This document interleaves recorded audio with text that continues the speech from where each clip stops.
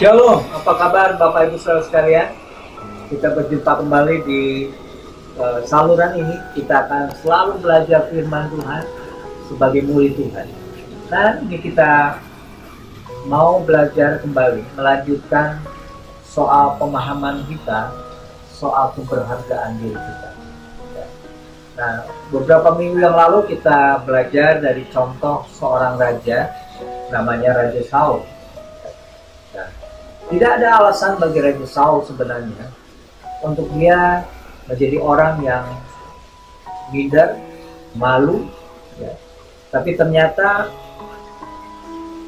karena dia merasa dirinya begitu kecil, memandang dirinya begitu kecil, akibatnya itu mengganggu keseluruhan kehidupannya, mengakibatkan dia tidak menghargai sama sekali panggilan Tuhan buat hidupnya.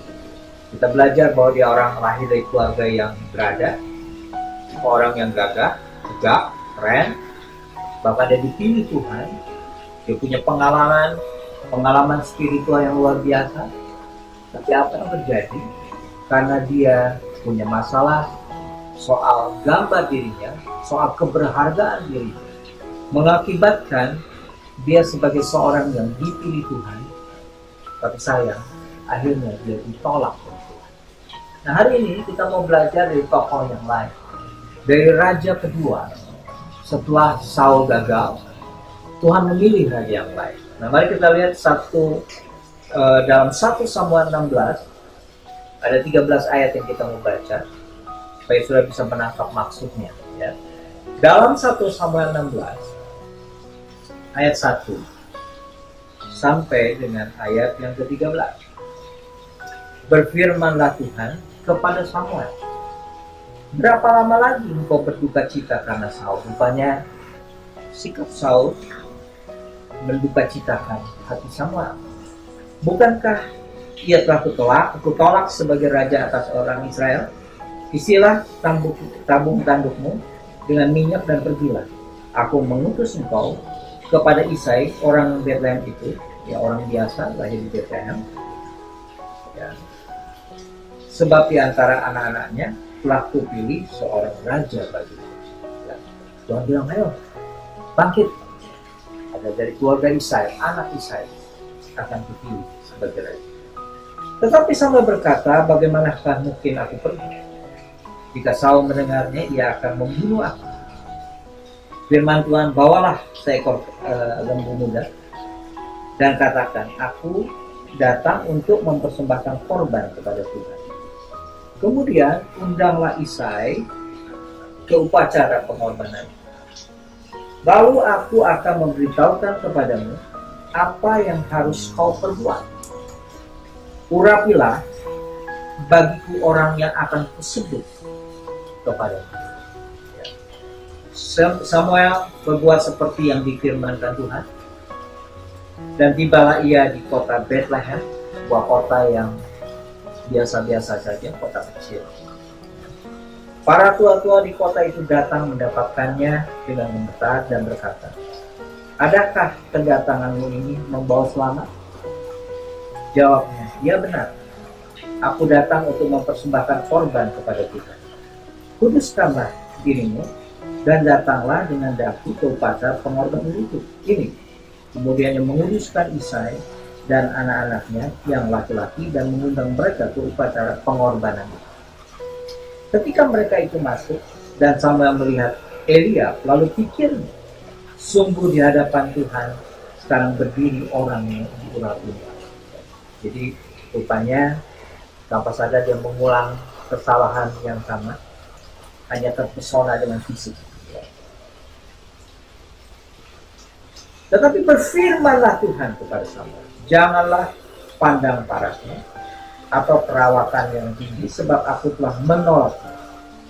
Ya, artinya sebagai contoh Saul, perawakan tinggi didambakan oleh banyak orang Israel, tapi aku telah menolaknya. Bukan itu, kata Tuhan.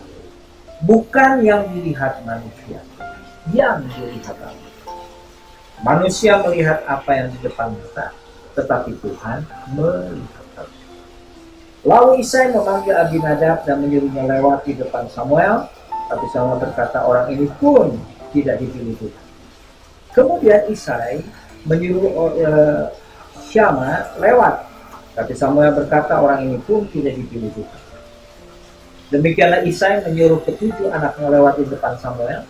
Tapi Samuel berkata kepada Isai, semuanya ini tidak dipilih Tuhan. Lalu Samuel berkata kepada Isai, inikah anakmu semuanya?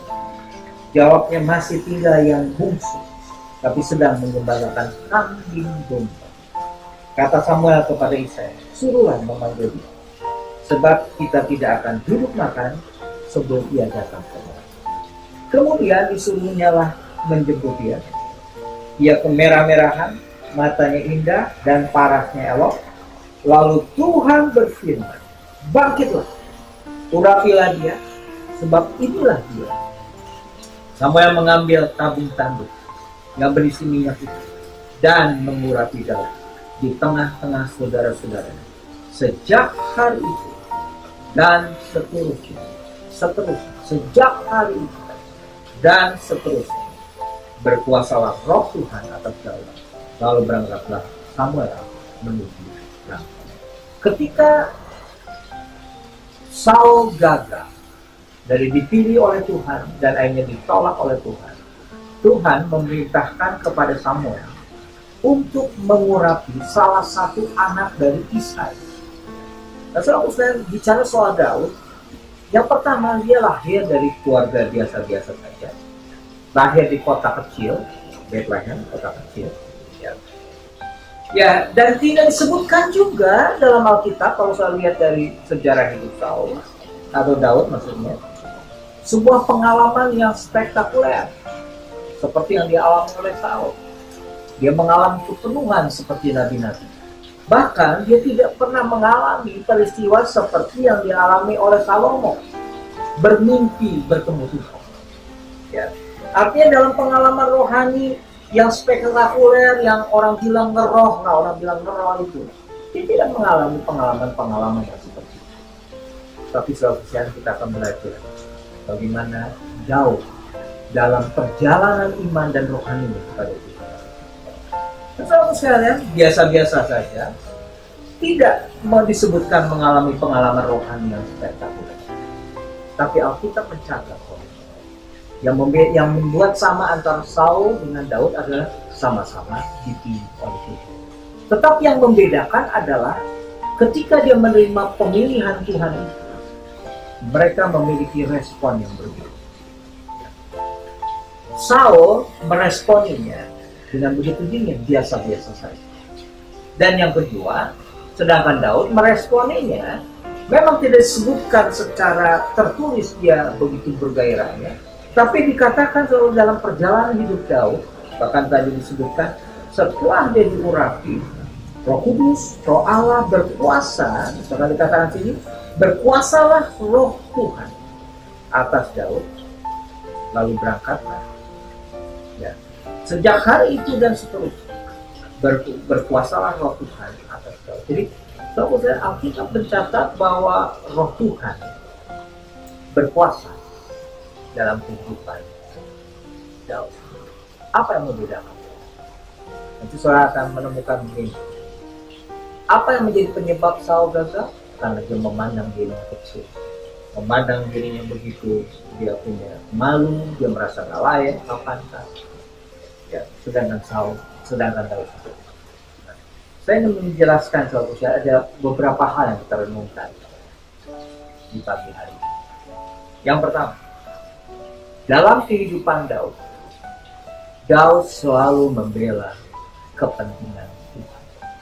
Jadi ketika berhadapan, ya, ketika ada orang yang mengolok-olok, menghina bangsanya, dan juga menghina Tuhan Allah yang dia sembah, dia marah. Saya ingat peristiwa Goliat. Saul biasa-biasa saja, malah ketakutan, dia tidak berpikir bagaimana nama Tuhan. Tapi Daud begitu marahnya karena Allah yang dia sembah di sini. Artinya dia membela kepentingan dia. Sedangkan Saul membela hanya kepentingan dirinya sendiri. Saya perhatikan ya, orang yang punya masalah dengan keberhargaan dirinya selalu kepentingan dirinya. selalu bicara tentang dirinya sendiri, selalu menginginkan hormat dari orang lain. Tapi beda dengan Daud. Daud selalu membela kepentingan Tuhan.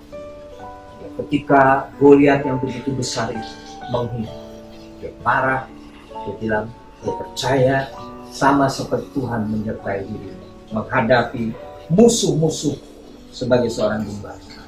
Dia percaya bahwa Tuhan juga akan menyertai dia ketika melawan Goliat. Yang pertama, Daud selalu membela kepentingan Tuhan. Atau dengan kata lain, orang yang menyadari siapa dirinya, orang yang menyadari, orang yang selesai dengan dirinya, orang yang aman dengan dirinya. Yang pertama, selalu membela kepentingan Tuhan. Bagaimana? Kalau sudah masih hanya membela kepentingan saya, keluarga saya, aku dan keluargaku, kelompokku, jangan-jangan ada hal yang perlu saudara bereskan. Perlu bertobat. Sedangkan Daud dalam hidupnya selalu membela kepentingan Tuhan. Yang kedua, saudara akan menemukan dalam kehidupan Daud, karena dia aman, dia selesai dengan dirinya.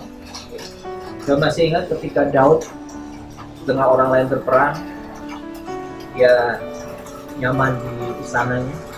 Akhirnya terjadilah peristiwa perzinahan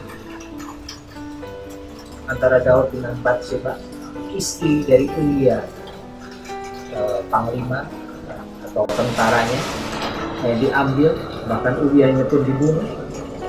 Terjadilah yang namanya sebuah peristiwa amoral, sebuah seorang raja yang katanya rohani, katanya bergantung kepada Tuhan, jatuh dalam dosa, dalam kebijakan moral.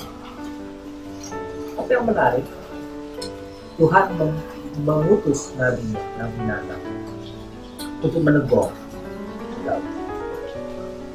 Natan memberikan sebuah ilustrasi tentang ada orang yang mengambil hak orang lain, dan Daud marah, siapa orang? Dan Natan bilang, kamulah orang. Nah, sebagai seorang raja yang punya kebanggaan, punya otoritas, punya wewenang, dia bisa saja membenarkan Natan, dia marah kepada Natan, dia membela diri, dia menyalahkan orang lain. Tapi Alkitab mencatat, akhirnya Daud mengakui kesalahannya saat itu. Yang kedua, selain dia selalu membela kepentingan Tuhan, yang kedua, dia mengakui salah ketika dia ditegur, bahkan tegurannya begitu keras. Dia mengakui, aku telah berdosa kepada.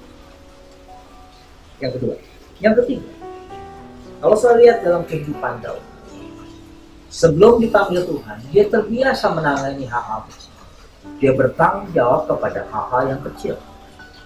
Dia hanya mengembalakan 2-3 ekor domba, bukan 23 ekor, 2 atau 3 ekor domba.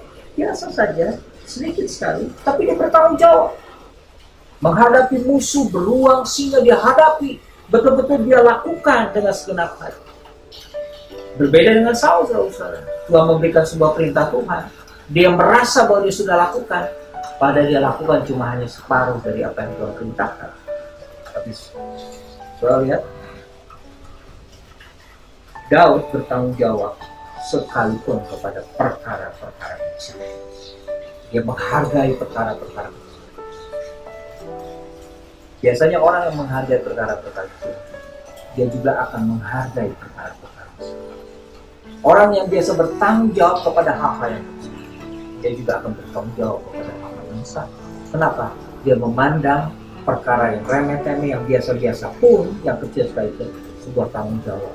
Dan saudara masih ingat, kedewasaan dilihat adalah dari soal tanggung jawab. Jadi hari ini kita mau merenungkan. Jadi 3 hal saja bagi hari ini, bahwa orang yang selesai dengan hidupnya, orang yang bisa melihat dirinya seperti Tuhan melihat dirinya. Yang pertama, selalu membela kepentingan Tuhan. Bagaimana? Yang kedua, dia akan mengakui Mungkin memang tidak mudah, nggak laku, tapi karena sudah terlatih, dia mengakui salah, mengakui dosanya ketika dia ditegur. Dan yang ketiga, dia bertanggung jawab sekalipun kepada perkara. Puji Tuhan. Mari kita berdoa. Bapa, terima kasih buat hari ini. Kami sudah dengar firman Tuhan. Kami sudah mendengar tentang Saul yang dipilih, akhirnya ditolak. Dan kami belajar dari Daud yang sama-sama dipilih Tuhan. Dan juga latar belakang Daud yang biasa-biasa saja. Tetapi kami melihat dari firman ini bahwa Daud selalu disertai Tuhan. Bahkan Alkitab mencatat bahwa apa saja yang dilakukan oleh Daud berhasil karena ada penyertaan. Dan kami belajar hari ini bagaimana Daud menampilkan sebuah sikap, sebuah pandangan hidup yang benar. Dia pertama, kami belajar dia selalu membela kepentingan. Menghadapi Goliat yang begitu besar, dia hadapi. Bahkan dia ditegur, dia mengakui salah saat dia ditegur. Bahkan kami belajar juga dia bertanggung jawab kepada hal-hal itu. Terima kasih Tuhan. Tuhan tolong kami supaya kami mengerti firman Tuhan. Dalam nama Tuhan. Haleluya. Amin. Amin. Amin. Tuhan memberkati.